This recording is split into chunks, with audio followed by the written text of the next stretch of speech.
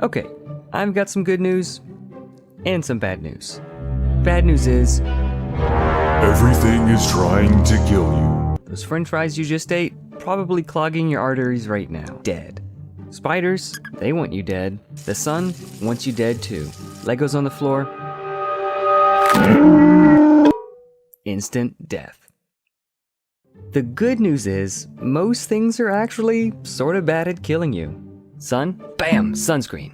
French fries, bam, eat some leaves. Legos, bam, shoes. Spooters, also shoes.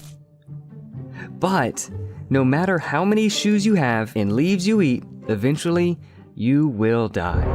We all know that when a living thing dies, nature takes its course. An irreversible one-way path of decay begins. The bits that the thing was made of, its complex molecules, they start to degrade and become disorganized and smelly. This natural process is unavoidable, and we have all observed it. Surprisingly, some really smart people, from Charles Darwin to scientists today, believe that the opposite process has occurred. They say, a long time ago, purely natural processes somehow created and arranged molecules required for the first ever living organism from a primordial soup, and that led to life as we know it today. Maybe you've seen this contraption before.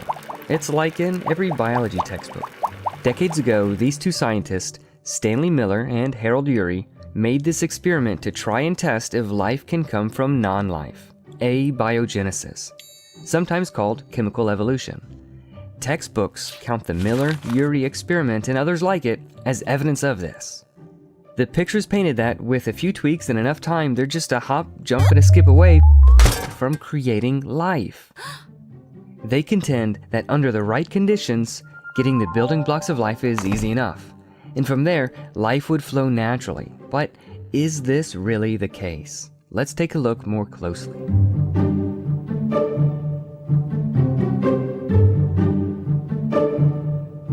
Simpler chemicals have indeed been transformed into some of the building blocks of life in the lab. That much is true.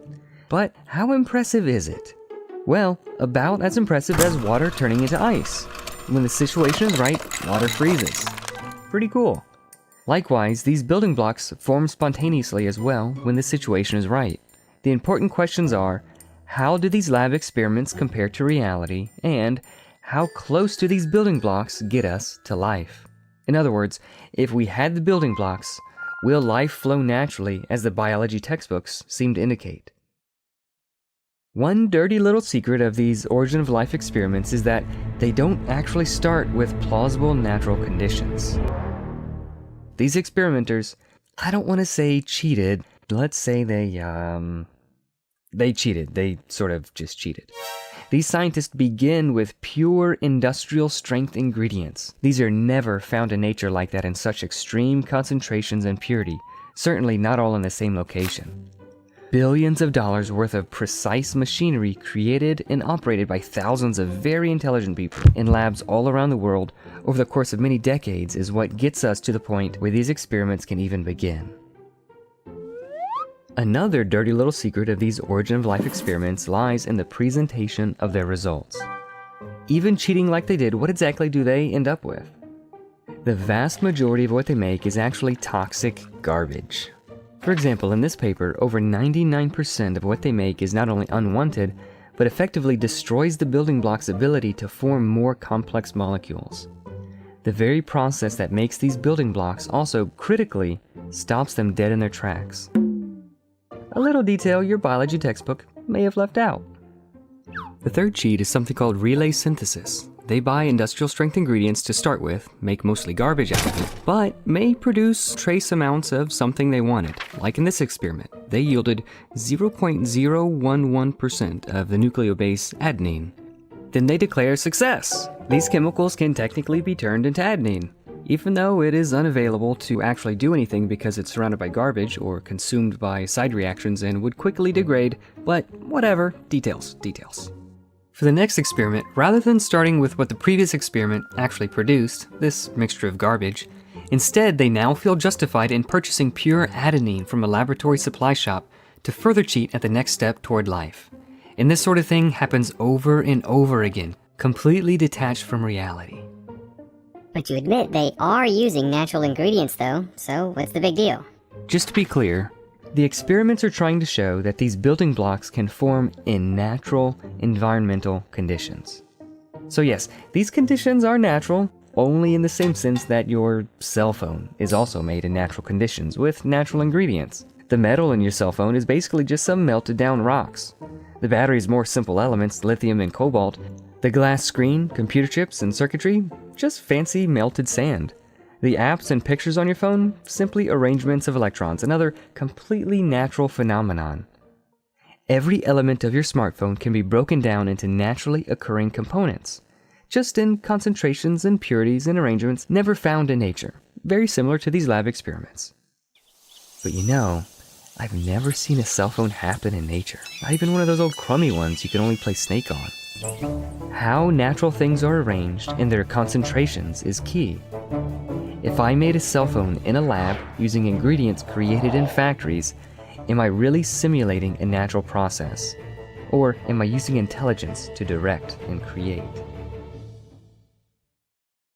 Now, scientists do acknowledge that starting with these industrial strength chemicals is problematic, but they often express this in coded terms laden with jargon to make it sound less awful.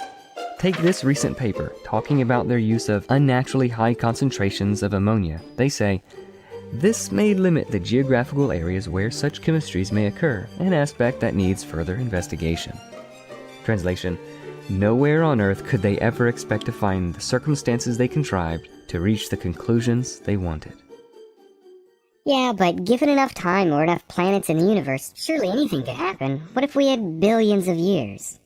Some problems are not solvable by time. When people assume that lots of time is abiogenesis's best friend, it seems reasonable. But it's exactly wrong. They're not BFFs. At best, they're frenemies. Yes, time gives more opportunities for things to happen, but what's overlooked is that it also gives more opportunities for time to decay and destroy the trace amounts of biotic material that may have been created. Some of these molecules are very fragile. Their half-lives can span from merely decades, not millennia, all the way down to just days or even minutes. The origin of life is not like a very long journey by foot, where if you could just make a little bit of progress, just one single step, given enough time you could make it any distance. This is a problem of a different category. It's more akin to attempting to walk to the moon. Time won't help that sort of problem. Why not? Well, to give you a rough idea of how large the chasm is, these experiments have produced small molecules like this. And this is just some of what they need for even a very simple, single-celled organism. Thousands of chemical ingredients must be present in the same place, at the same time, the correct concentrations, chirality, with no ability to tolerate anywhere near the level of impurity found in undirected chemical processes or in the lab. Living organisms handle this by making most of the chemicals they need for themselves, on-site and on-demand. But of course that wouldn't be possible before they existed. The chasm between the starting point and the simplest possible life form is so large that abiogenesis is hopelessly and forever off limits to the mechanisms in question. It's not that there isn't enough time, it's nonsensical, like asking how heavy is blue. It's simply the wrong question, and it betrays an ignorance of the scope of the problems involved. In spite of the observable data and our own experience showing us that, left to its own devices, life only goes one way, toward decay and degradation, some still have faith that it could have gone the other way in the distant past with the origin of life. So, when you see statements like, life arose via chemical evolution, that sounds scientific. But that claim is more akin to alchemy or a horoscope than to science. Lots of narrative and hope, but little actual evidence. And so they rely on imagination and people's scientific ignorance to be persuasive. Make sure you're subscribed to get notified when the next video is released. It's going to be a doozy. In the meantime, if you'd like to delve more deeply into questions on the origin of life, check out The Stairway to Life by Drs. Tan and Stadler for a more comprehensive review of the state of origin of life science. Or for a much more technical review, see The Mystery of Life's Origin. Thanks for watching.